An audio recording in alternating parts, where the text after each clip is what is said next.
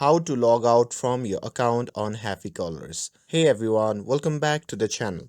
In today's video, I'll walk you through the simple steps to log out from your account on Happy Colors. So without wasting any time, let's get started. So first thing first, open the Happy Colors app on your device. This is a fun coloring game where you can fill in different pictures using numbers. Whether you are playing for fun or relaxation, it's a great way to pass the time. And now, once the app is open, look for the gear icon in the top right corner of your screen. Tap on it to open the settings menu.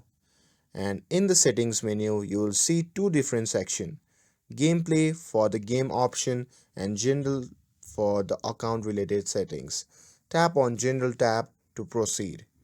Now, scroll to the bottom of the general tab and there you will find the logout option. Tap on it and confirm your action. And once you log out, your progress will no longer be synced to your account until you sign back in. And that's it. You have successfully logged out from your Happy Colors account. If this video helped you out, then don't forget to like, share and subscribe to get updated for more videos. Thanks for watching and I'll see you in the next video.